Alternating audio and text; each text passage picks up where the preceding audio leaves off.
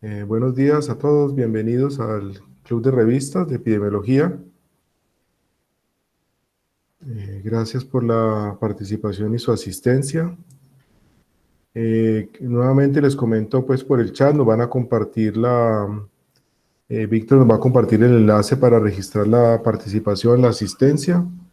Para el día de hoy tenemos la presentación de un estudiante del doctorado en epidemiología, la cohorte 8, Juan Pablo. Él no va a estar presentando directamente, sino que acordamos, porque tenía un inconveniente con otra actividad, con otro compromiso, acordamos que dejara grabada su presentación. Entonces vamos a proyectar, les vamos a indicar ahora cómo vamos a proyectar y cómo pueden acceder a la presentación que él dejó grabada. Y al final nos volvemos a conectar pues venimos a la sesión de preguntas. Les quiero comentar que, dado que en este momento los estudiantes de posgrado de la facultad están en vacaciones, ¿cierto? Desde a partir del 1 de agosto, entonces las sesiones del CREPI que continuaban, que eran todas a cargo de estudiantes, vamos a interrumpirlas durante el tiempo de las vacaciones y las vamos a reanudar el 9 de septiembre, que ya están ellos de regreso. Entonces, tenemos la sesión de hoy y luego tendríamos una interrupción hasta el 9 de septiembre. Ya les vamos a reenviar la reprogramación de fechas para que quienes estaban programados en las siguientes reuniones sepan cuál va a ser su nueva fecha. Muy bien, entonces, Juan Carlos, te doy la palabra para que nos indiques cómo va a ser el acceso a la presentación del estudiante. Gracias. Listo, profe. Muchas gracias y buenos días a todos. Entonces, la dinámica de hoy, como les decía el profe, es que Juan Pablo, que es compañero pues, de la cohorte del doctorado, nos dejó el video con su presentación. Entonces, inicialmente les voy a proyectar en este momento un código QR para quien quiera pueda escanearlo con su celular por si quieren verlo desde el celular. Entonces, se los voy a dejar aquí un minutico para que lo puedan ver entonces.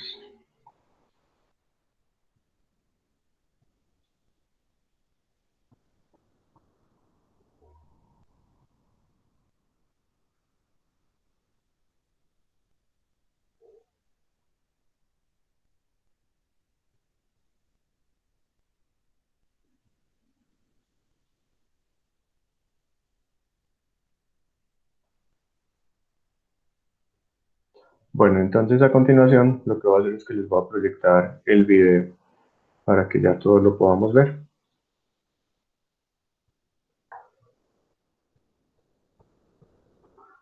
Como lo voy a proyectar en pantalla completa, les pido que si hay de pronto algún problema con el audio, pues me lo hagan saber por el micrófono que yo estaré pendiente.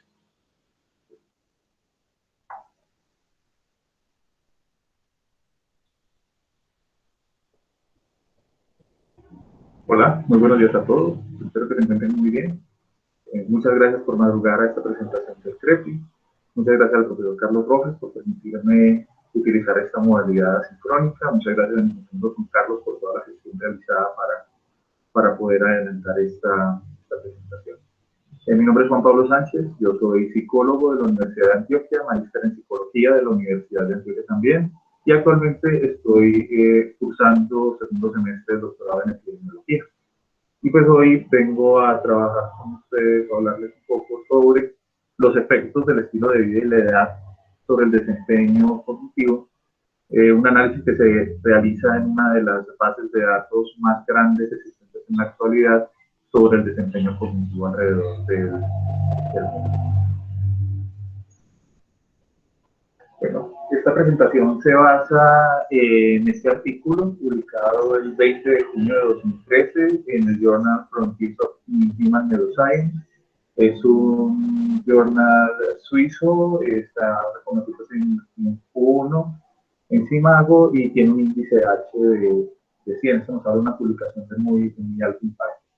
Las personas que están ahí son los autores del artículo. La mayoría de ellos tienen una cantidad de producción académica, pues digamos, muy prudente para lo que uno a veces espera en este tipo de publicaciones. La mayoría de ellos también hacen parte del Lumos Lab y del Human Cognition Project, que son las entidades encargadas pues, tanto del análisis de esta base de datos gigantesca como del desarrollo de la aplicación a través de la cual esa recolección de datos pues, es posible, y vamos a hablar de eso un poquito más adelante. Bueno, al iniciar el artículo, los autores plantean una serie de argumentos que justifican la realización de su trabajo. Básicamente hacen referencia al enfoque dominante para el estudio del desempeño cognitivo humano, específicamente a aquel que implica la ejecución de experimentos dentro de laboratorios de psicología, generalmente realizados con muestras bastante pequeñas de sujetos, que pueden ser enlistados o contactados a través de técnicas de muestreo no probabilística como el muestreo por voluntarios. Este tipo de enfoques, de acuerdo con los autores, limita considerablemente el tipo de preguntas que pueden ser resueltas, en tanto que los estudios van a depender de muestras por conveniencia muchas veces, y al requerirse de una serie de equipos y dispositivos que solo están disponibles en los laboratorios, pues se hace muy difícil hacerle a veces seguimiento a las poblaciones. Finalmente, la representatividad de las muestras y su significatividad de su tamaño también se pueden ver melladas en tanto se utilizan muestreos no probabilísticos, y digamos el uso de este tipo de materiales pues puede a veces requerir de un despliegue técnico que se hace costoso en términos económicos y de tiempo. También plantea la necesidad de conocer cómo los factores demográficos y el estilo de vida influyen en el funcionamiento cognitivo, especialmente por las implicaciones que eso tiene para la salud y la política pública. Aquí ellos lo plantean de manera muy general, pero más adelante en el artículo sabemos que van a hacer referencia a dos tipos de comportamientos específicos, que son pues la cantidad de horas de sueño, porque tampoco son los hábitos de sueño, sino la cantidad de horas de sueño que los usuarios registran al día, y la cantidad de consumo de alcohol también autorreportada. Finalmente, en términos de la influencia, por ejemplo, de la edad en el funcionamiento cognitivo, plantean que los enfoques tradicionales presentan a veces dificultades, en tanto muchas veces la metodología que posibilitan se acercaría más a estudios comparativos, donde sujetos jóvenes se comparan con adultos mayores. Esto como consecuencia precisamente de la dificultad que hay para hacerle seguimiento a los sujetos en estas metodologías tradicionales que mencionábamos ahorita. Así pues, los objetivos que plantea el artículo giran en torno a dos preguntas. La primera, si se pueden replicar hallazgos previos respecto a la relación del estilo de vida con el desempeño cognitivo en población demográficamente diversa, entendiendo esto como básicamente pues, alrededor de todo el mundo, con mayor concentración pues, en las áreas que están iluminadas en el mapa. Y la segunda pregunta es cómo cambia la habilidad para aprender tareas cognitivas con la edad. Y aquí el concepto de aprendizaje está muy orientado como tal al del desarrollo de habilidad. Es decir, si me enfrento constantemente a una tarea de entrenamiento cognitivo, por ejemplo, de memoria, ¿qué tanto puedo mejorar? Y si esa mejora tiene pues, algún tipo de relación con la edad. La recolección de la información se realizó a través de la plataforma web que tiene dispuesta Lumos Lab.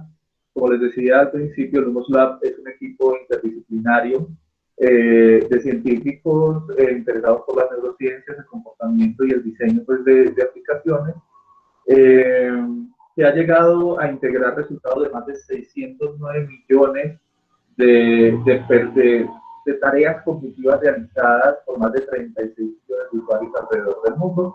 Estas fechas hacia 2003. De acuerdo con un rastreo que hice hace poco, la cantidad de usuarios de esta plataforma oscila actualmente alrededor de los 50 millones de usuarios. Uno de los productos más interesantes de Lumos Lab está al alcance de todos nosotros, es la aplicación de entrenamiento cognitivo Lumosity, que está disponible pues, en cualquier tienda de aplicaciones de sus dispositivos móviles. Y aunque ha tenido bastante controversia, la verdad se reconoce como una, digamos, de los mejores o de los más reconocidos software para el entrenamiento cognitivo a nivel mundial.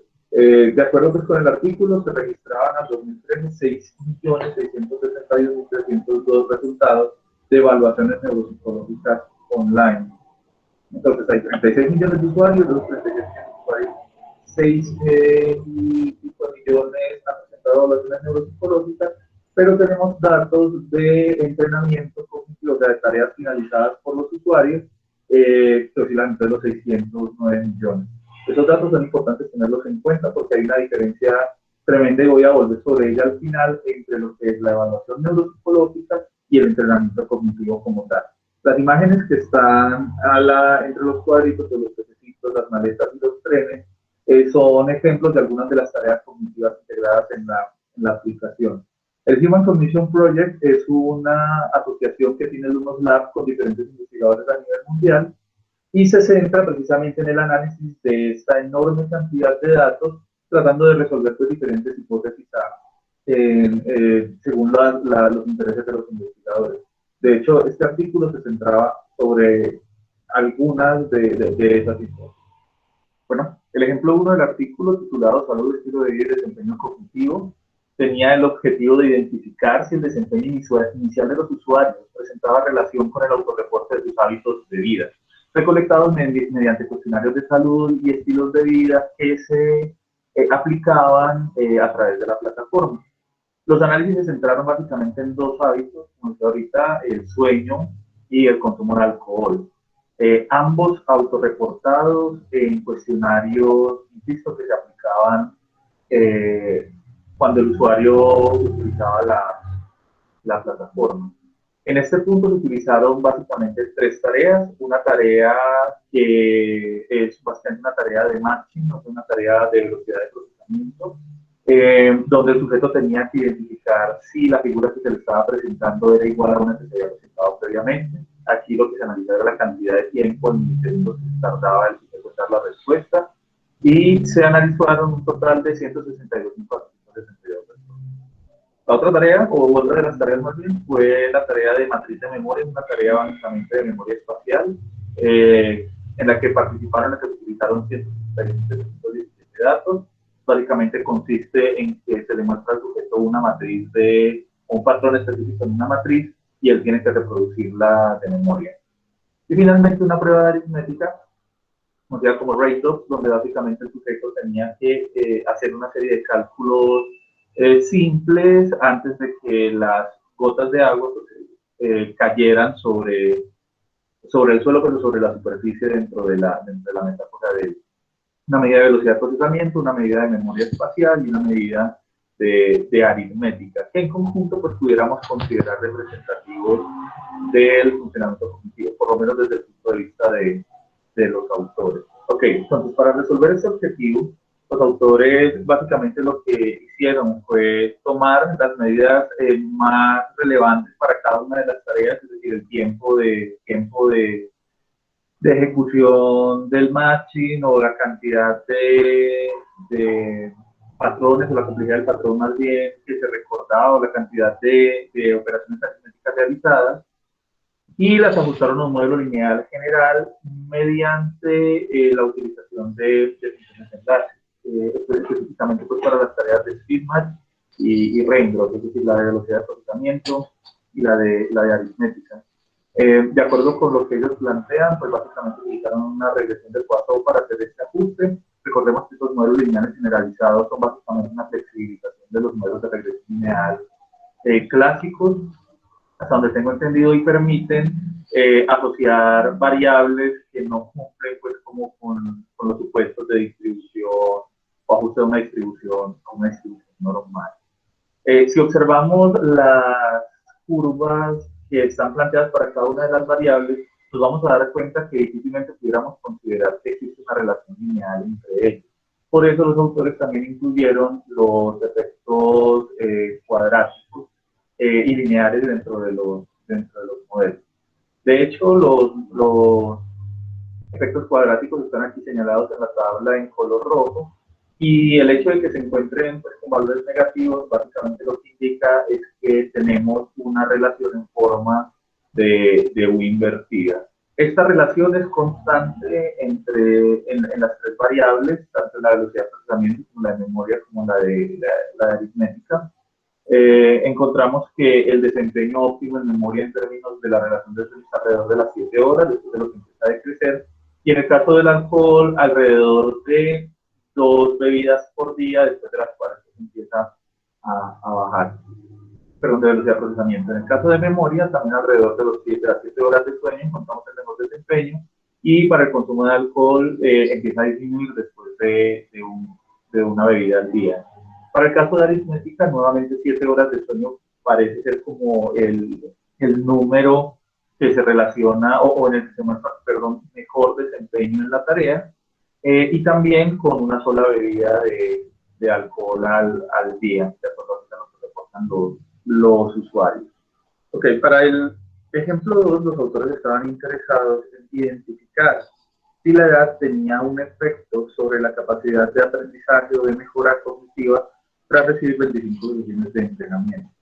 De manera complementaria a las tareas antes utilizadas, se agregó la tarea de memoria de trabajo basada en el paradigma de Neval. Básicamente, se tiene que identificar si un estímulo que se le presenta es igual o no a uno que se le presentó 2 ensayos antes, y la tarea de fluidez verbal, en la que el sujeto tiene que escribir una serie de palabras a partir de una clave específica. La tarea de memoria de trabajo, la tarea de memoria visoespacial, se toman en conjunto por los autores como un indicador de inteligencia fluida. Esta habilidad cognitiva hace referencia a la capacidad de resolver problemas para los cuales no tenemos demasiada experiencia previa, se relaciona con el razonamiento, la capacidad para sacar conclusiones o incluso para inducir principios a partir de datos. Por otro lado, la fluidez verbal y la tarea de aritmética se tomaron en conjunto como un indicador de la inteligencia cristalizada, que en la bibliografía, pues en psicología, sabemos que está relacionada o que está definida en términos del conocimiento cultural o del aprendizaje adquirido con la experiencia, y es altamente sensible a los procesos formales de aprendizaje.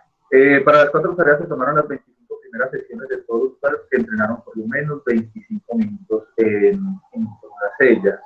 Es decir, no se tomaron todos los usuarios de la base de datos, sino pues muestras que en comparación con el tamaño original de la base de datos, pues son bastante pequeñas. Pero que igual exceden, digamos, como los cánones o lo que se acostumbra a ver en este tipo de investigación. Cada una de las variables de desempeño fue transformada aplicando un procedimiento de normalización de rango invertido. A la derecha dejo un ejemplo. Básicamente se trata de un procedimiento de normalización. Aquí vemos, por ejemplo, cómo estos datos en crudo se transforman en una distribución normal tras aplicar esta normalización. Y básicamente nos permite trabajar más bien con variables que naturalmente se distribuyen de manera asimétrica, como es el caso pues, de esas variables de desempeño cognitivo a lo largo del ciclo de vida. Adicionalmente, para cada tarea se calculó el percentil empírico del puntaje crudo a partir de una distribución normal con media de 100 y desviación estándar de 15. Básicamente lo que se hizo fue convertir las puntuaciones de los sujetos al percentil de acuerdo como a esta distribución. Se encontró que en 2 de las tareas los sujetos puntuaban, o la media de los sujetos estaba por encima de los 100 puntos. Es decir, en estas tareas los sujetos tendían a puntuar por encima de la media poblacional, por así decirlo, de los usuarios. En términos del análisis, se examinó el efecto de la edad en el desempeño, en la línea de base y en el aprendizaje en las tareas, usando modelos lineales de efectos mixtos que pronosticaban el puntaje escalado basado en el nivel de educación del usuario, género, tarea y sesión. Estos modelos lineales de efectos mixtos son particularmente útiles cuando no se cumplen los principios de independencia de las observaciones propias de la regresión lineal, como en este caso que se estaba trabajando pues, con datos que estaban relacionados, que son datos longitudinales que tienen relación entre ellos mismos. El modelo además incluyó términos de interacción para texto y tarea, nivel educativo y tarea, sesión y tarea, edad y tarea y sesión. Estos términos de interacción básicamente reflejan un reconocimiento por parte de los autores respecto a las variables que pudieran estar implicadas en términos de la variación o de las posibles variables que pudieran interactuar con la edad y entre ellas mismas para alterar el rendimiento de los sujetos pues, en las diferentes tareas. También se incluyó el efecto cuadrático de la edad junto con las interacciones respectivas con las tareas en el tiempo. Adicionalmente, se incluyeron contrastes ortogonales de las tareas. Estos contrastes permitieron hacer un análisis más detallado de la interacción o efecto de diferentes variables, además de la edad, el género y la educación. El contraste 1 comparaba el desempeño entre las tareas de inteligencia fluida y las tareas de inteligencia cristalizada. El contraste 2 contrastaba las tareas de memoria, mientras que el 3 comparaba el desempeño en la tarea de Raindrops y Bubbles, que eran más bien las tareas de inteligencia cristalizada.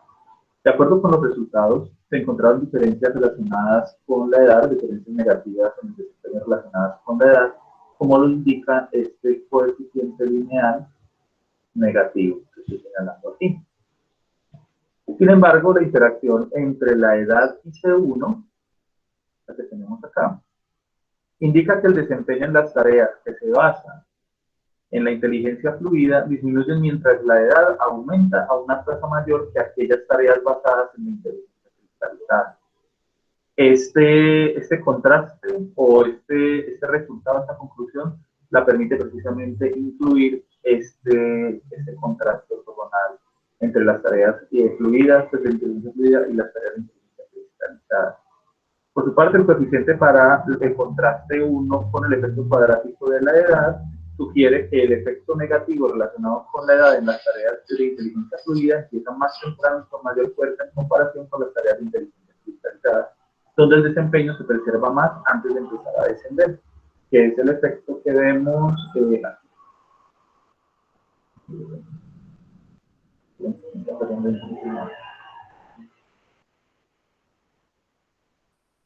Listo. El incremento en el desempeño durante el entrenamiento disminuye con la edad. Eso es algo que se mantiene en las diferentes tareas. Y este efecto fue más notorio en las tareas de inteligencia fluida, como lo indica esta interacción entre T1, que sería el contraste entre las tareas de inteligencia cristalizada y fluida, el efecto lineal de la edad y la sesión de entrenamiento. Estos hallazgos, en términos generales, coinciden con otros reportados en el área en los que se ha identificado que las habilidades cognitivas que constituyen la inteligencia fluida tienden a disminuir más temprano que aquellas habilidades cognitivas relacionadas con la inteligencia cristalizada, como lo son la fluidez verbal o la capacidad aritmética, que estaban representadas pues, en las tareas que desarrollaron los sujetos en la aplicación. Los usuarios mostraron también mejoras en el desempeño en las cuatro tareas, siendo más evidente en las tareas de memoria de trabajo que en las de memoria visoespacial. El entrenamiento entonces de la memoria de trabajo se vio más afectado, sin embargo, por la edad que el de la fluidez verbal, que permanece más constante. Este es un contraste interesante porque la memoria de trabajo suele verse en muchas investigaciones en el campo como un buen proxy de la capacidad cognitiva general, de la capacidad de aprendizaje o incluso la capacidad de solución de problemas. Mientras que la fluidez verbal está mucho más relacionada con todo lo que tiene que ver la experiencia adquirida durante la vida. Uno de los hallazgos más interesantes que de manera complementaria que se puede, que mencionan los autores, es que estos hallazgos parecieran contradecir un poco las afirmaciones respecto a que el desempeño inicial es el que marcaría la pauta para qué tanto puede aprender un sujeto durante el entrenamiento cognitivo. Este concepto se conoce como room for improvement o como ventana de mejora o ventana de oportunidad, y lo que ellos sugieren es que más bien el desempeño inicial y la capacidad de mejora estarían determinados o más bien relacionados por la edad a la que se empieza el entrenamiento. Ya a modo de conclusión, básicamente los autores destacan una serie de limitaciones que tiene en términos metodológicos y unas recomendaciones. Entre las limitaciones más claras, ellos plantean que los usuarios son libres de entrenar en una variedad de maneras más o menos controladas. La falta de control sobre la situación de entrenamiento y también sobre la situación de evaluación, agregaría yo, van a ser, digamos, el talón de Aquiles de este tipo de aplicaciones incluso hasta el día de hoy. La capacidad de controlar esto es reducida en tanto los sujetos pues, desarrollan esas actividades en la casa y las comparamos a los métodos que vamos a tener pues, en un laboratorio donde las variables van a tener mucho más control y la presencia del evaluador pues también ayudará a eso. Como en cualquier población online, los demográficos de los usuarios del Lumosity o en este caso pues, de la plataforma del Unislab no necesariamente reflejan la población en general. Ya ahí vemos un posible sesgo de selección, en tanto solamente se pueden evaluar quienes puedan acceder a la aplicación, costearse la aplicación, porque para algunas de las tareas se requiere un pago, o quienes tengan disponibilidad, además de todo, quienes tengan disponibilidad de acceso a Internet. Y tampoco es posible verificar finalmente la información de salud que ellos dan, termina siendo un autorreporte, ni los sociodemográficos que se plantean. Esta falta de control tanto sobre la selección de la población como sus características sociodemográficas va a plantar o va a servir un velo de duda sobre los resultados. Y esto no es, digamos, exclusivo de esta investigación. Entonces, es más como parte de una consecuencia metodológica.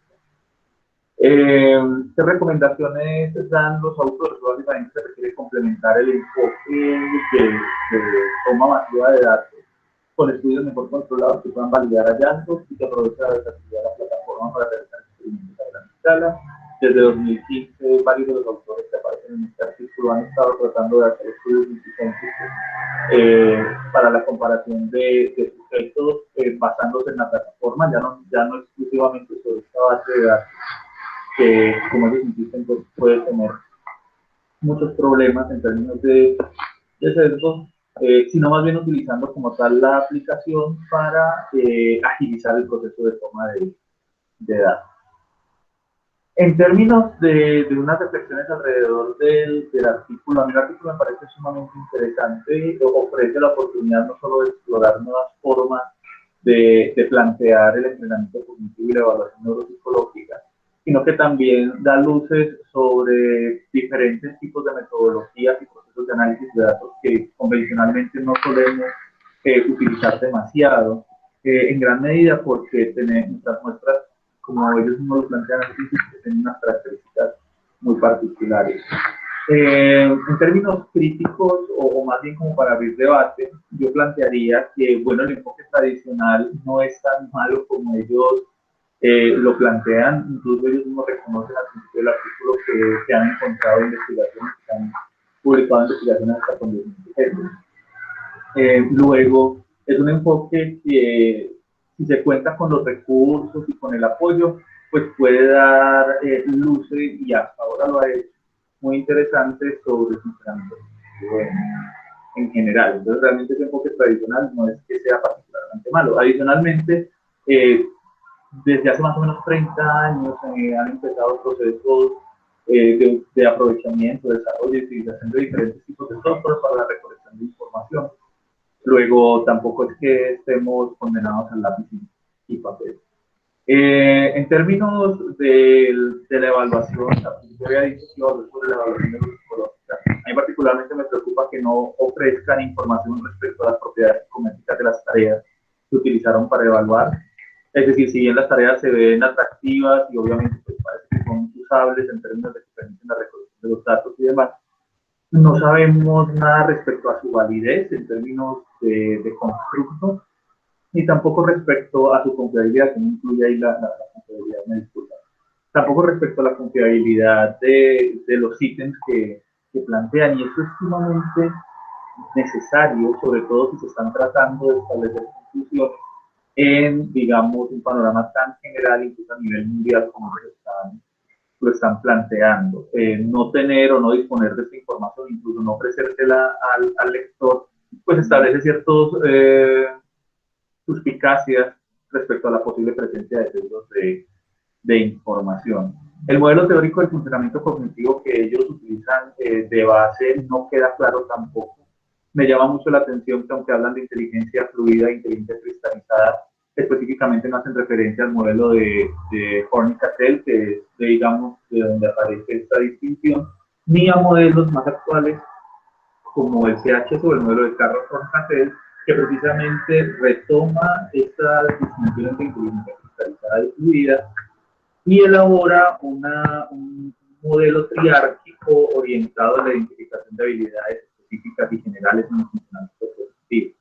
Adicionalmente, en este tipo de modelos y en otras baterías neuropsicológicas, tareas como el NVAC si bien implican relaciones en términos de funcionamiento cognitivo general, no suelen ser la única fuente de información, más mezcladas con, digamos, una tarea de memoria espacial. Digamos que lo que yo hubiera esperado en esto era que hicieran una combinación entre tareas de memoria de trabajo y de velocidad de procesamiento, que en la bibliografía han mostrado tener relaciones con el funcionamiento cognitivo general, o lo que incluso dentro de otros autores, o más bien por otros autores, es conocido como coeficiente intelectual.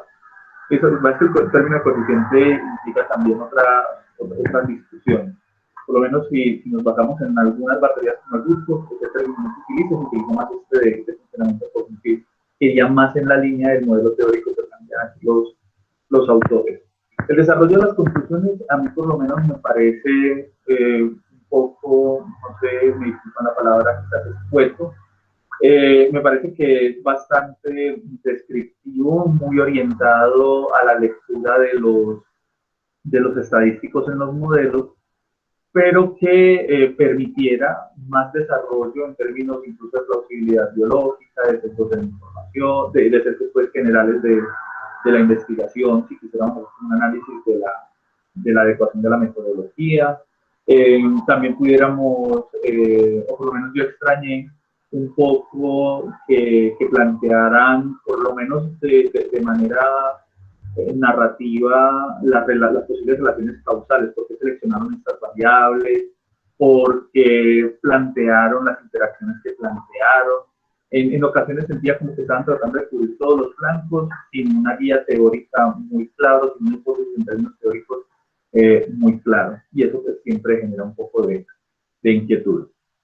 Finalmente, el asunto de los estilos de vida para mí tampoco es muy claro. Creo que ahí también hay una serie de dificultades a la hora de definir esta variable. La cantidad de horas que duerme una persona no es igual, no puede tomarse como los hábitos de sueño. Hay muchas otras cosas que pueden perturbar el sueño de una persona, así duerma o algo, digamos así, esté acostado 7 horas. De igual manera, la ingesta de consumo de alcohol, pues si bien es un indicador que nos puede dar información, deja de lado otro tipo de prácticas que pudieran también relacionarse con la cognición, incluso establecer beneficios cognitivos como la realización de ejercicio, hábitos de estudio, etcétera, o incluso hábitos de alimentación. En términos generales, me parece que esos 5 puntos pudieran abrir espacios para el debate. Espero que el artículo haya sido de su agrado. Yo creo que en términos, por ejemplo, de lo que me ofrece a mí, me permite reflexionar mucho respecto a las limitaciones o las características que pueden tener este tipo de aplicaciones y qué puertas o qué caminos también se pueden abrir para la epidemiología cognitiva en un futuro. Precisamente tratando de superar a veces esa brecha que hay un poco con la cantidad de datos que se pueden recoger mediante las metodologías tradicionales de evaluación, aunque con las limitaciones que se plantean también en este artículo. A todos muchísimas gracias por su atención y espero que el debate pues sea muy fructífero. Bueno, muchas gracias a todos. Esta fue básicamente la exposición. Espero que se hayan dado los elementos suficientes para el debate. Estaré muy pendiente de la retroalimentación que me puedan compartir los compañeros y también de si se necesita como agregar algo a la relatoría. De nuevo reitero mi agradecimiento al profesor Carlos, a Juan Carlos y a todos los asistentes y espero que estén muy bien, que tengan una feliz semana. Hasta luego.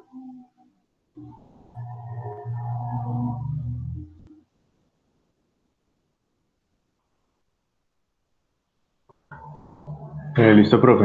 Entonces, pues yo creería que pues ya podríamos dar paso como más a una discusión que a preguntas. No sé usted cómo nos puede orientar entonces. Bueno, muy bien. Creo que todos pudimos escuchar la presentación que nos hizo Juan Pablo. Pues sí, yo creo que me parece que él plantea al final unos elementos para iniciar la discusión. pero digamos que a mí me queda una primera inquietud grande, ¿cierto? Y Juan Pablo solamente al final medio lo tocó un poco, ¿cierto? Que eso hubiera sido interesante, digamos, entender qué tiene que ver este artículo con la epidemiología, ¿cierto? Digamos que me queda como esa gran inquietud y seguramente estoy seguro que Juan Pablo tiene clara esa relación, ¿cierto? O sea, seguramente esto se conecta de alguna manera con lo que él está desarrollando como su tesis de doctorado. Y yo pensando en esa pregunta, eh, pues en mi concepto, digamos, esto tiene que ver con la epidemiología, digamos, en relación con un asunto que se ha venido, digamos, cogiendo, ha venido tomando fuerza y ha venido volviéndose un tema de investigación importante o una metodología de investigación que tiene que ver con lo que se llama los grandes datos o en inglés Big Data, ¿cierto? Y con el concepto de Big Data Analytics, o sea, cómo se analizan grandes bases de datos. Y es muy interesante, de alguna manera, este estudio de que nos presenta Juan Pablo hoy, yo lo relaciono con el primer estudio que nos presentó el profesor Rubén Gómez, comenzando esta serie del Club de Revistas, en el cual veíamos cómo unos investigadores toman una gran cantidad de datos que generan los hospitales, datos que generan los hospitales en su trabajo rutinario de atención de pacientes y utilizan esos datos para contestar preguntas, digamos, preguntas de interés médico, de interés investigativo. Entonces, digamos que es un campo nuevo, incluso donde como lo plantea Juan Pablo al final, van quedando dudas, digamos, del manejo que se hace, digamos, de los datos, de la orientación que se hace del análisis. Incluso si uno mira, digamos, hace una mira que se está publicando en este campo, por lo menos a través del PubMed, yo hice ese ejercicio anoche, comienzan a aparecer, digamos, desde el punto de vista del campo de la medicina, pues se viene trabajando mucho en el uso de estas grandes bases de datos, e incluso en conexión con sistemas de inteligencia artificial que permiten, digamos, explorar esos datos, pero siguiendo unos algoritmos, siguiendo unas directrices, pero muy generales, de pronto muy de tipo, de pronto estadístico, diría yo, muy del tipo de minería de datos, de explorar los datos, pero donde cada vez está menos presente, digamos, la mano, la persona, el investigador, el epidemiólogo. Entonces, yo plantearía como añadiría pues a lo que Juan Pablo dice y saliendo y pues viendo un poco una perspectiva más amplia que conecte más claramente con lo que nos interesa a nosotros, que es la epidemiología, ¿cierto? Yo diría, realmente, ¿es esto epidemiología? O sea, cuando uno toma una gran base de datos que no necesariamente se han recogido como parte de un estudio epidemiológico, realmente analizar datos a gran escala es epidemiología por sí mismo. Yo no sé, yo no estoy muy seguro, ¿cierto? Si eso podemos conectarlo claramente con la epidemiología, ¿cierto? Definitivamente se pueden escalar los estudios epidemiológicos a grandes bases de datos, pero conservando su esencia de diseño y de pregunta y de razonamiento epidemiológico, no tengo la más mínima duda.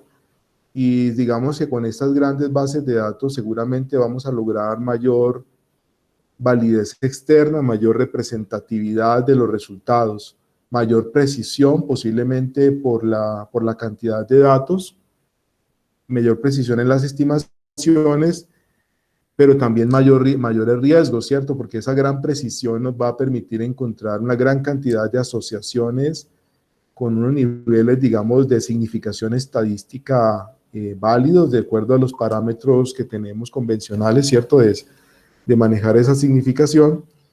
Pero entonces, digamos que yo siento que, y los autores pues en ningún momento hacen referencia a que esto es epidemiología, ¿cierto? Sino yo trato de hacer la conexión porque Juan Pablo, que es un estudiante de doctorado en epidemiología, nos trae este artículo. Estoy seguro que él tiene clara cómo conecta esto, ¿cierto?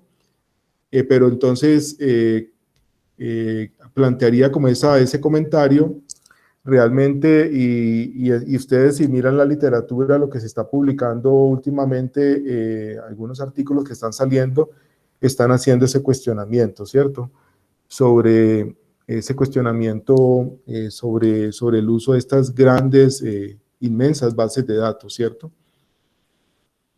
Añadiría también que ahí hay un asunto metodológico que los autores no desarrollan y que es muy interesante, y es como, al menos en el segundo estudio que ellos realizan, cómo ellos, y en esas últimas gráficas que presenta el artículo y Juan Pablo nos mostraba, cómo ellos, digamos, infieren cómo es el comportamiento a lo largo del curso de la vida de ciertos desempeños cognitivos, pero eso lo infieren a partir de análisis transversales, o sea, a partir de un análisis transversal donde sujetos de diferentes edades responden a las pruebas, ellos construyen esas curvas y a uno la gráfica le da la impresión de que ese va a ser, esa gráfica muestra lo que va a ser el curso, digamos, el desempeño de esa función cognitiva a lo largo de la vida de un individuo. Pero eso ya desde la epidemiología, ese tipo de análisis los hemos hecho muchas veces, ¿cierto? Y ya sabemos que eso tiene un efecto de cohortes, ¿cierto? Que tiene que estudiarse. Digamos que los individuos que están, digamos, los individuos que aparecen en ese análisis en el grupo de 70 años, que es hasta donde uno ve que va ese análisis, digamos, esos individuos de 70 años no necesariamente van a representar el comportamiento de los que hoy en día tienen 50 y van a tener 70 dentro de 20 años, ¿cierto? Entonces, yo creo que eso no lo tratan allí y es interesante también verlo, ¿cierto? O sea, porque, digamos, son muchos datos, pero todos tienen al menos en estos análisis que se hicieron, se han medido puntualmente en el tiempo, ¿cierto? Todos son datos transversales, pero se les da como digamos, interpretación longitudinal cuando se agregan y se miran por diferentes edades. Entonces, esos serían como mis primeros comentarios. Escuchemos qué otros comentarios tienen los otros asistentes, estudiantes y profesores. Adelante, Juan. Sí, profe, Edwin inicialmente y después el profe el quien está pidiendo la palabra. Adelante, Edwin. Buenos días, muchas gracias. Bueno, primero como resaltar la presentación que hace Juan Pablo, una presentación pues muy bonita, realmente muy bien hecha y muy tranquila. Yo cuando estaba escuchando a Juan Pablo tuve un pensamiento similar a lo que estaba planteando el profe Carlos y por eso digamos como que me animé a participar y a compartir esa reflexión. Yo siento que tenemos como la tendencia en epidemiología o en general asociar la epidemiología con los métodos cuantitativos. De hecho, a mí me pasó, cuando yo hice la maestría en epidemiología, nosotros en el trabajo hicimos un estudio aprovechando a su vez un estudio que se había realizado sobre desnutrición en Antioquia y miramos, dijéramos, los factores que estaban asociados a la desnutrición en menores de 10 años. Hicimos pues un modelo logístico y bueno, digamos que en ese momento a mí me parecía que eso era pues claramente un estudio epidemiológico y cuando empecé a ver que por ejemplo en la Facultad de Economía y bueno, específicamente en la Facultad de Economía, ellos también tenían una serie de estudios, modelaban una serie de datos con métodos también cuantitativos y yo decía, bueno, y entonces aquí cuál es como la diferencia, ¿cierto? Porque Allí también usan modelos logísticos, usan también modelos de regresión lineal, y fue la primera vez como que me hizo clic, y fue a raíz justamente del hecho de estar como manipulando esos datos y de estar construyendo ese modelo, que como que caí en cuenta que efectivamente hay muchas metodologías estadísticas que realmente no son, dijéramos, exclusivas de la epidemiología. Inclusive uno pudiera llevar ese planteamiento más radical y decir que, pues que no todos los métodos cuantitativos que nosotros vemos de estadística son epidemiológicos, digamos. Uno los usa en epidemiología, pero no son en rigor metodologías epidemiológicas. Y a la inversa, no todos los estudios en epidemiología tienen que ser cuantitativos. También hay abordajes cualitativos muy interesantes que han tratado de disputar, digamos, el espacio en epidemiología. Entonces, a mí me gusta mucho la pregunta que hace el profe Carlos, porque yo también estaba pensando cuando escuché la presentación, que me pareció muy interesante, y decía, mire, este es un ejemplo, un ejemplo justamente de esa discusión, ¿cierto? Usted puede usar métodos cuantitativos y no necesariamente estar haciendo un estudio epidemiológico, ¿cierto? Que es una cosa que no sé si a ustedes les pasa, a mí me pasó, y por eso me parece pues como interesante esa discusión. Y por eso también me gusta la insistencia del profe Carlos, bueno, en otros espacios que lo he escuchado, en insistir como cuál es el tipo de lógica o el tipo de pensamiento epidemiológico, ¿cierto? Como cuál es ese diferencial que tiene el pensamiento epidemiológico en relación con, dijéramos, el pensamiento estadístico que se puede aplicar en otras áreas. Simplemente pues quería compartir eso a propósito del comentario, y bueno, y agradecerles por el espacio, muy interesante. Muchas gracias, Evan. Profe Elkin, buenos días. Buenos días a todos. Es un trabajo muy bonito, muy interesante, tiene muchos elementos de aprendizaje, me parece, y voy a comentar por lo menos 3 aspectos que me llaman mucho la atención. Uno, pues definitivamente si tengo muchos datos y hay una gran disposición de datos, están disponibles para yo poder perfectamente partir como se parte aquí por cada año de edad en una secuencia larga desde los jóvenes hasta los mayores, o partir, por ejemplo, por el consumo de bebidas alcohólicas desde 1 trago al día, 2 tragos al día, 3 al día y 4, y poder coger en cada una de esas particiones y hacer una estimación y observar que esa estimación alcanza unos niveles muy grandes de precisión.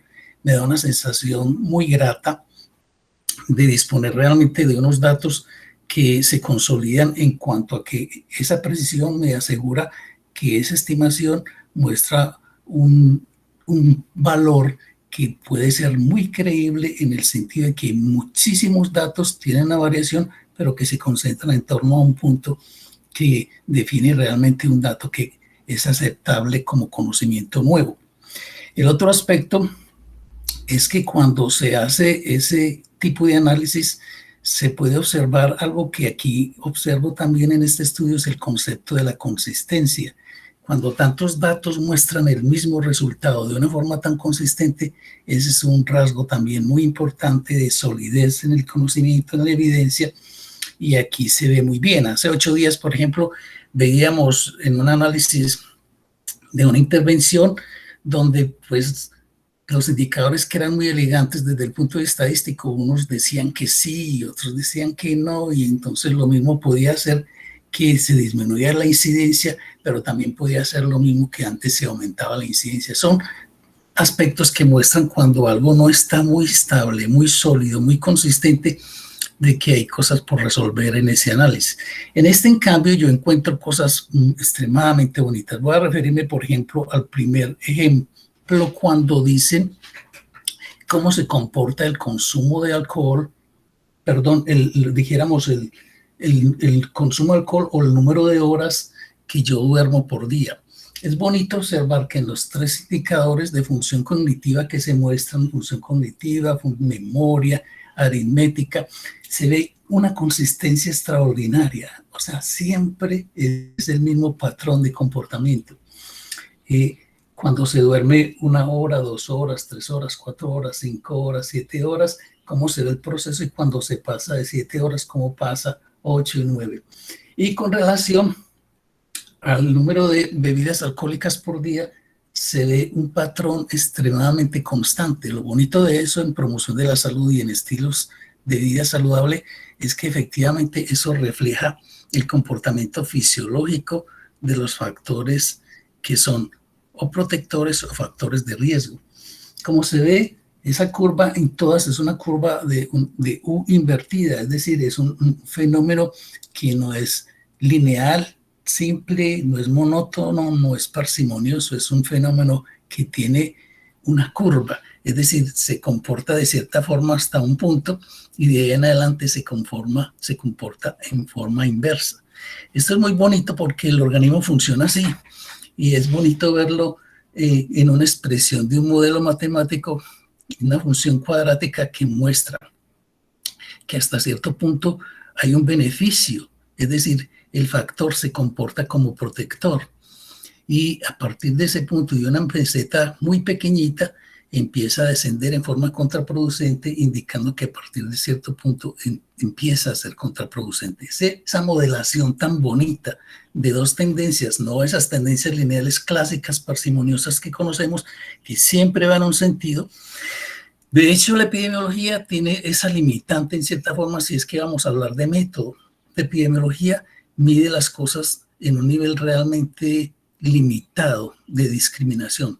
Parte la gente entre enfermos y sanos y parte la gente entre expuestos y no expuestos. Hace contrastes, hace comparaciones, pero el nivel de medición es un nivel, dijéramos, uno de los más simples, sencillos, casi que primitivos o incipientes, cuando solamente hace 2 particiones, una categoría de enfermos, una de sanos, una de expuestos, una de no expuestos. Y a partir de esa medición, que no es muy bien discriminada, hace todo un análisis de contraste y de comparación que le permite obtener resultados como este. Si es un factor de riesgo o no es un factor de riesgo.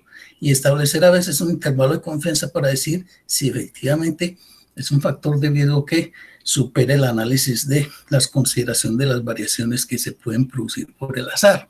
Entonces, al final, las conclusiones hasta de la epidemiología son algo limitadas, porque llega y dice, sí, es un factor de riesgo y es significativo. O no, no es un factor de riesgo, de hecho es un factor protector y también es significativo. Pero aquí tenemos algo mucho más.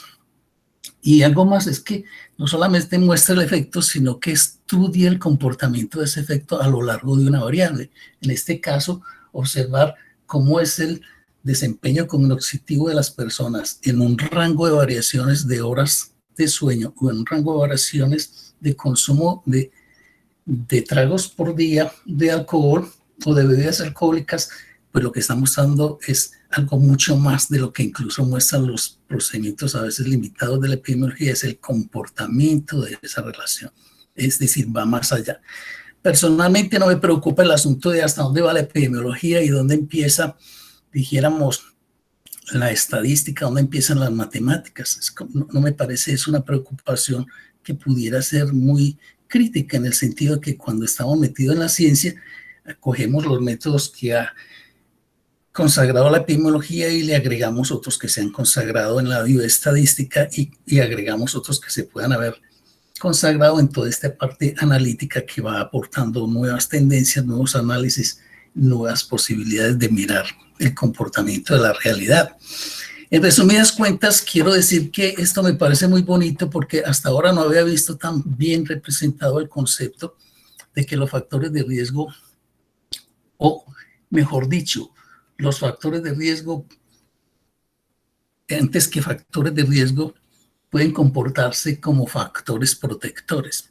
En este caso, los factores del estilo de vida, factor como la gente habla, por ejemplo, del alcoholismo, e inmediatamente lo rotulan como un factor de riesgo, pero ignoran que el alcohol en dosis moderadas es un factor altamente beneficioso a la salud mental y a la salud cardiovascular. Entonces, aquí se consagra el hecho de que los resultados muestran que sí hay una fase donde el licor en dosis moderadas por debajo de 1 a 2 tragos por día se comporta en forma protectora en el caso de la salud mental, y esto también se demuestra en el caso de la salud cardiovascular. Con las horas de sueño también es algo bien interesante. Uno podría pensar, no, dormir es muy bueno, claro que lo es, pero cuando se duerme en exceso se entra como en una fase contraproducente del desempeño cognitivo, que aquí se ve muy claramente. En los fenómenos fisiológicos, para resumir, se ve eso muy claro. Por ejemplo, la hemoglobina es el pigmento que transporta el oxígeno en la sangre. Tener más hemoglobina significa tener más capacidad de transportar oxígeno y más capacidad para producir energía en el organismo. Y entonces uno piensa, mientras más tenga, mejor, pero eso no es así.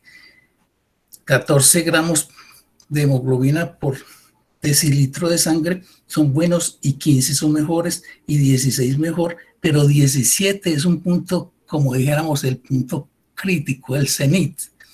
¿Por qué? Porque a partir de 17, de ahí en adelante, tener 18, 19, 20, 21 gramos de hemoglobina por decilitro es contraproducente. Es decir, la sangre se vuelve muy espesa y tiene problemas de índole circulatorio. Igual que pasaría en una ciudad, muy bueno si la gente tiene carro para que se movilice más fácilmente, pero si todo el mundo tiene carro, se convierte la ciudad, como quien dice, en un mare magnum de congestión de carros, y la circulación, en vez de beneficiarse, se dificulta. Para finalizar y resumir, el concepto que veo aquí es que el uso de grandes bases de datos diversificadas en relación con todas las representaciones, en este caso que van desde muy jóvenes hasta mayores, y de todas las variaciones que uno pueda concebir una variable, pues permiten ver cosas que no se ven cuando hacen unos estudios chiquiticos, y permite tener confianza cuando ve uno que los intervalos de confianza son pequeñitos, que alta precisión, y más confianza cuando ve que los patrones del comportamiento son estables, permanentes, o se ven sistemáticamente iguales en cualquier tipo de análisis. Por lo pronto, entonces, la diferenciación que habría de hasta dónde estoy utilizando modelos, dijéramos, categóricos, que son del uso habitual de la epidemiología, o estoy utilizando modelos estadísticos, o estoy utilizando matemáticas o física o trigonometría o geometría, en fin, dijéramos que las ciencias no deberían tener ni habría que preocuparse por en qué campo estoy. Simplemente estoy utilizando todas las herramientas que la ciencia me permite para llegar a lo que es fundamental, tratar de entender qué es lo que realmente es, cómo funciona, y en este caso para los factores que están relacionados con el estilo de vida se corrobora un hecho muy fundamental. Hay un comportamiento que tiene dos fases, uno muy beneficioso hasta cierto punto y uno contraproducente a partir de ese punto. Muchas gracias. Muchas gracias, profe Elkin. Pues hay dos comentarios cortos de Edwin, donde nos dice que no está muy seguro de que aquí se pueda hablar de factores de riesgo o factores protectores por el tipo de estudio, y el profe José William nos habla de que nos recomienda revisar el concepto de ceteris paribus. La discusión no es si es o no epidemiología, sino el debate se sitúa más en el punto donde lo pone el profe Elkin. Astrid nos estaba pidiendo la palabra. Entonces, buenos días, Astrid.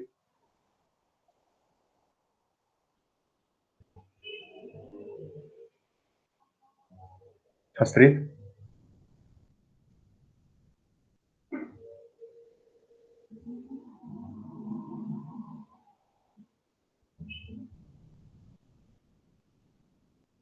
Hola, Astrid.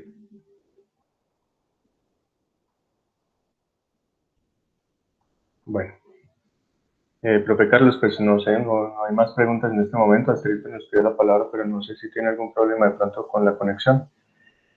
Entonces, ¿qué opinas si continuamos? Buenos días, ¿me escuchan ahí? Hola, Astrid.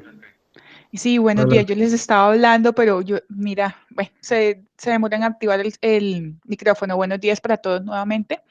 Y les estaba diciendo que era un estudio que utiliza una magnitud de datos y una organización, pero a mí me quedan unas preocupaciones desde epidemiología, desde la precisión del dato. ¿Y por qué?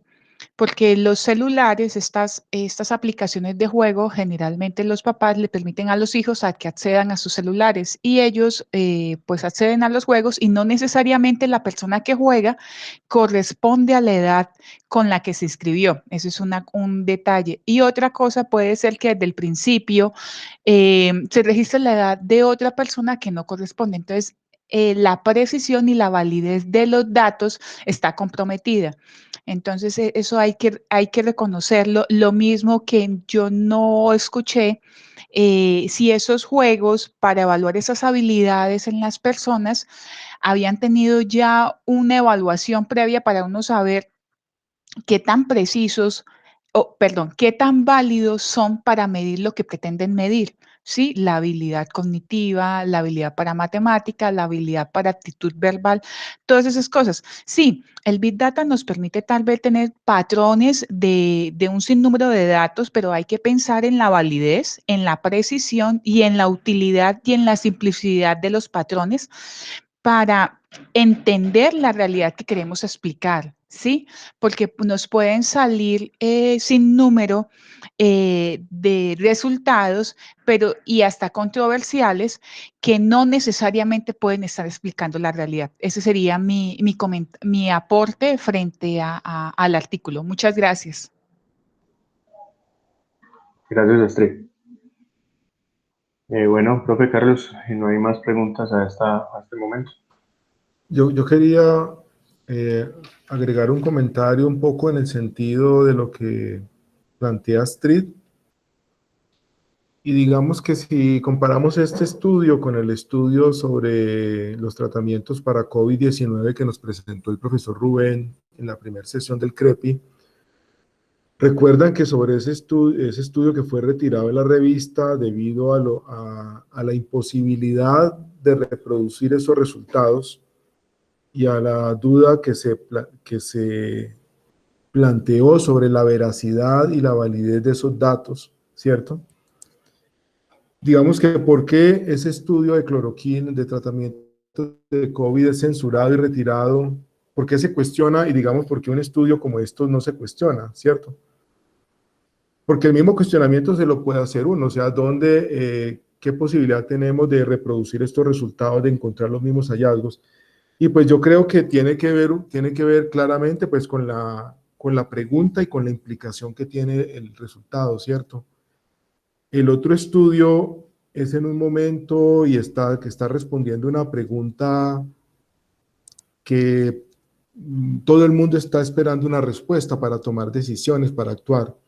Este estudio está explorando unos datos, está digamos que encontrando cosas que para muchos son del interés, como el profe quien lo plantea claramente, ¿cierto? Coincide con sus preguntas de investigación, con temas que él ha venido trabajando y le corrobora y le reafirma lo que él ha venido investigando y estudiando sobre ese tema, particularmente los estilos de vida, los factores de riesgo. Bueno, pero digamos que a muchos otros, digamos que el estudio, digamos que así uno pueda plantear el cuestionamiento, no le van a dar tan duro los autores por lo que están diciendo, ¿cierto? Porque así puede haber limitaciones grandes en los datos, así puede haber, digamos, eventualmente falsificación y reproducción de datos, ¿cierto? Entonces me parece interesante también ese asunto, digamos, de quién garantiza que realmente, quién garantiza que esos 600 millones de registros que Juan Pablo, que nos dice el artículo que tienen, esas 600 mediciones son realmente, en qué condiciones se recogieron, realmente son datos reales, o sea, es que eso es muy importante. O sea, algo que tenía la epidemiología, que tiene la epidemiología tradicional y digamos que uno debe hacer en sus estudios es cuidar la recolección, cuidar el dato y garantizar y tener como confianza de los datos que recogió en el campo, de los datos que regeneró en el laboratorio, para poder saber que lo que está entrando al análisis de datos es lo que, o sea, así pueda tener, digamos, otras limitaciones, pero realmente que el dato es real, ¿cierto? Yo creo que aquí no se hace ese planteamiento, pues no, al menos Juan Pablo no nos lo ha presentado, pero pues tiene que ver, yo creo que con la implicación que tiene el resultado. Sería eso. Por aquí hay más personas pidiendo la palabra, la profe Paula y el profe también, y yo creo que con ellos terminamos. Máximo iríamos hasta las 8:15. Adelante. Muy buenos días para todos. Gracias por el uso de la palabra. Mil gracias también a Juan Pablo por motivar esta conversación y a todas las personas que han aportado con sus comentarios. Haciendo una lectura un poco transversal de todo lo que hay en el chat y de los comentarios que han surgido, me queda a mí una reflexión que quiero compartir con ustedes y es una invitación a pensar que ser epidemiólogo es justamente ser. La palabra ser ahí es fundamental y vemos cómo la epidemiología trasciende cantidad de disciplinas, técnicas, posibilidades analíticas. Entonces, mi invitación en este caso, o al menos lo que queda para mi propia reflexión que quiero compartir, es justamente tener la posibilidad de pensar en una epidemiología como somos epidemiólogos y como epidemiólogos creamos un pensamiento y ese pensamiento lo ponemos al servicio de la sociedad, de la salud pública, pero perfectamente podemos nutrirnos de una diversidad innumerable e inimaginable aún de estrategias. Yo con toda la humildad del caso siempre digo que epidemiología todavía es un bebé, todavía somos muy jovencitos desde Snow hasta aquí. Apenas tenemos 200 años o un poquito más y eso realmente es muy poco. Entonces mi invitación es siempre a tener la mente, el corazón abiertos, pero siempre pensando como epidemiólogos en favor de esta sociedad que nos requiere, pero abiertos a una diversidad de opciones, desde estudios cualitativos como nos invita a pensar el profesor Edwin, que son fundamentales, hasta incluso estudios tan extraños como Big Data e inteligencia artificial. El punto es cómo un epidemiólogo realmente hace que eso tenga sentido y no que simplemente estemos parados en medio del deslumbramiento de una cantidad de información y de datos. No perder ese norte, no perder ese criticismo, yo creo que es fundamental y les agradezco muchísimo por haber reactivado este espacio y por estar aquí. Bueno, gracias para todos.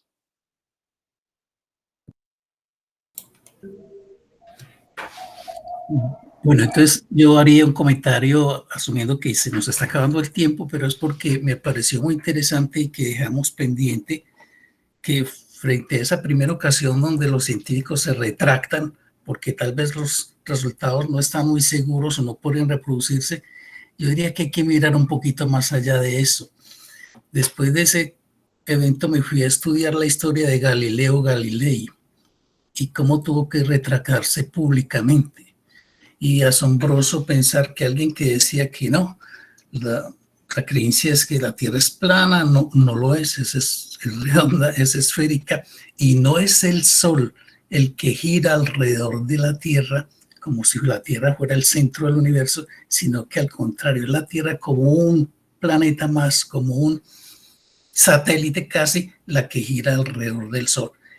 Cuando él hizo sus análisis que estaban en sintonía con las teorías de Copérnico, sin embargo, no estaba en sintonía con el poder hegemónico de entonces y con la misma iglesia y con todas las creencias que se tenían tradicionales, y tuvo que retractarse públicamente para salvar su vida. Pero en el fondo decía, cuando se retractaba, que lo hacía solo por conservar su vida, en silencio lo pensaba, porque mientras tanto, con la seguridad total que tenía de esos datos, era que la Tierra efectivamente giraba alrededor del Sol y no al revés, pero tuvo que decir lo contrario porque la fuerza externa lo presionaba. Cuando estos científicos hablaban de que no es la cloroquina, ni la hidroxicloroquina, ni los antibióticos macrólidos asociados a la terapia lo que produce un buen efecto, de hecho, lo que estaban diciéndole al mundo es no se confíe en sustancias que han sido usadas como tratamientos quizá con otros fines, porque no producen un buen resultado. Pero si hasta el mismo Donald Trump decía que por qué si los antisépticos eran tan buenos para matar el virus, ¿por qué no tomábamos un antiséptico? y no faltó mucha gente que ha tomado antisépticos y la cantidad, por lo menos incluso aquí en este país, de intoxicaciones por consumo de clorados fue impresionante durante toda esta temporada, porque mucha gente pensaba que sí, si tomamos cloro, si tomamos cualquier, dijéramos, de estos antisépticos, ¿por qué no? A lo mejor nos va a servir. Cuando alguien resigna y se retracta porque hay poderes muy poderosos de índole político-económico, puede ser que no esté equivocado. Puede ser que conservando la verdad simplemente sufrió la presión externa tan fuerte como la que sufrieron en la época los profetas, como la que sufrió en la época de Galileo Galilei y otro tipo de científicos en el transcurso histórico de la epidemiología han tenido que retractarse o ser discretos con sus hallazgos porque sencillamente la fuerza externa, política, social, económica y eventualmente esta religiosa les fue contraria. Así que retractarse no necesita, no significa necesariamente estar equivocado, puede ser una acción protectora que alguien toma cuando las fuerzas externas son todavía mayores.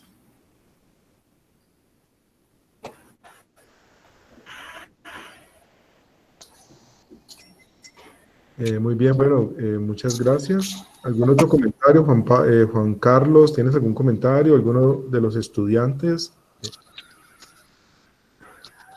Profe, no, de pronto, pues de cuenta mía, simplemente mencionar simplemente una frase y es asociación versus causalidad, y yo creo que ahí pudiera uno discutir muchos asuntos frente a eso. Y simplemente sí quisiera como leer pues, los comentarios de algunas personas. Edwin nos dice que ceteris paribus significa todo lo demás constante. Cuando se va a modelar y se quiere ver el efecto de una variable en específico, asumiendo todo lo demás constante, que es una estrategia analítica, ya que en la vida real no todo lo demás, es decir, las otras variables del fenómeno, permanece constante. Curiosamente, esa expresión se escucha con mucha frecuencia en economía cuando se analizan las curvas de oferta-demanda. Y el profe José William nos menciona que precisamente con los modelamientos realizados con COVID y los datos no reflejaban todas las variables en la realidad, y que ocurre con frecuencia en economía, ocurre esto, pero observemos cómo en medicina también ocurre. Profe Carlos. Sí, adelante, profe. Gracias, es que hoy amanecí, como se pueden dar cuenta, un poco activo. Es que en realidad ya tengo como 3 tintos y la verdad es que pues yo aprecio mucho estos espacios, yo los veo realmente pues como espacios formativos, ¿cierto? Y la posibilidad de intercambiar con colegas que en otros momentos pues sería muy difícil. Yo realmente no tengo espacios para compartir, por ejemplo, con el profe Elkin o el mismo profe Cornejo. Me gustó y me llamó mucho la atención el comentario de la profe Paula Díaz, porque me hace pensar en una cuestión que también pensaba yo en epidemiología, y es que estudiando epidemiología, por ahí derecho como que va uno como formando un espíritu científico y formando una forma de pensar. Ella hablaba del ser epidemiólogo. Yo lo reescribiría diciendo ser como un científico, ¿cierto? Y el hecho de pensar en el tema de la validez, el hecho de pensar en el tema de si eso se puede o no extrapolar a la población, o si realmente se cumplen criterios para decir que determinado tratamiento es o no efectivo, en fin. Finalmente lo que en el fondo está diciendo es que uno tiene una forma de pensamiento, dijéramos, científico, y que realmente la epidemiología pues da como muchas herramientas para eso.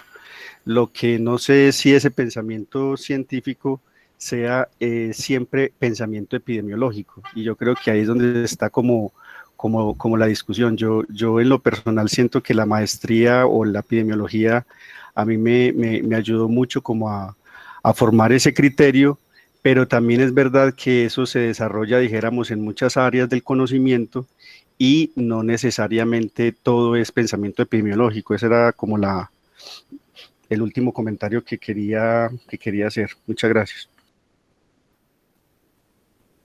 Gracias, profe. Bueno, el profe nos deja con esa reflexión, y así como en el estilo psicoanalítico terminaremos esta sesión con esa pregunta y cada uno se irá pues pensando en ello, ¿cierto? Entonces vamos a terminar. Juan Carlos, si quieres despide la sesión.